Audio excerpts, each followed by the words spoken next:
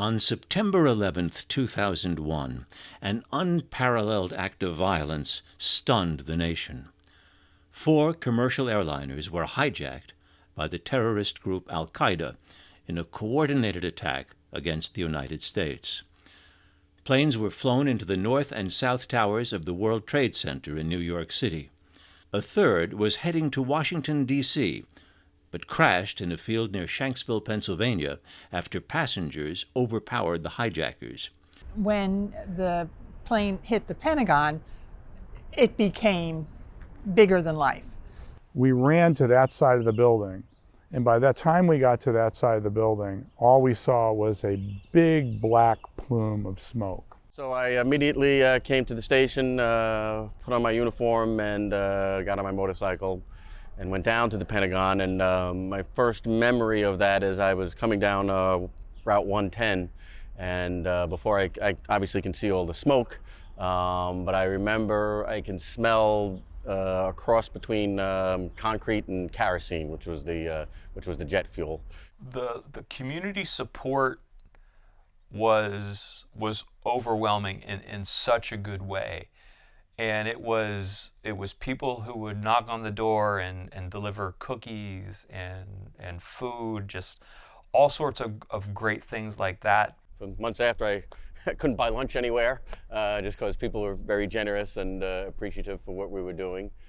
Dropping off food, that's the fastest way to a firefighter's heart is probably cookies and cakes. There was an enormous reservoir of people's goodwill.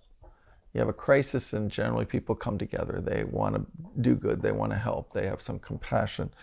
And Arlingtonians were no different. They wanted to give blood, they wanted to donate whatever they could, they wanted to volunteer. Neighborhoods in Arlington are quite robust, and some of them are very strong and connected.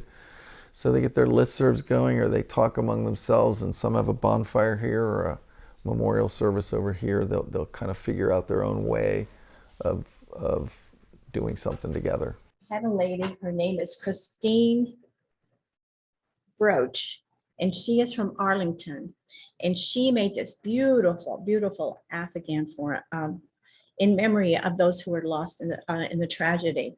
Really what was most touching was you would get a folder full of thank you notes from the schools.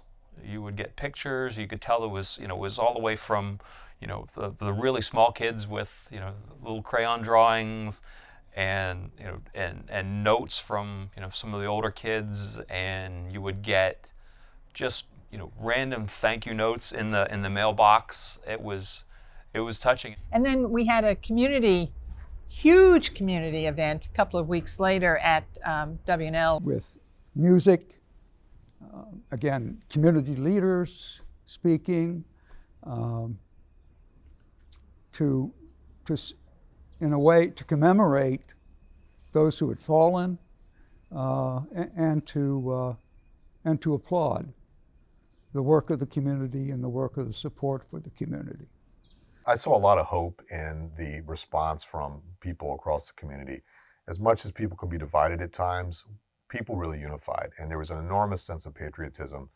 I saw more flags flying, American flags flying, in the weeks after 9/11, I think, that I'd ever seen in my life. The strength of that response, the resilience that folks displayed, and essentially the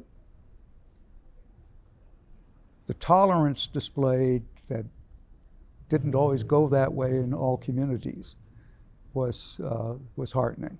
I think Reed mentioned that the logo says never forget, and maybe people are starting to forget a little bit.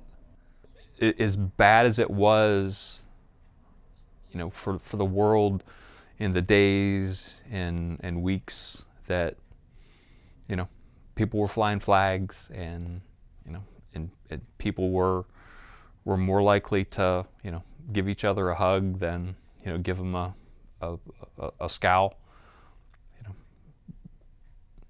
We need a little bit more of that these days.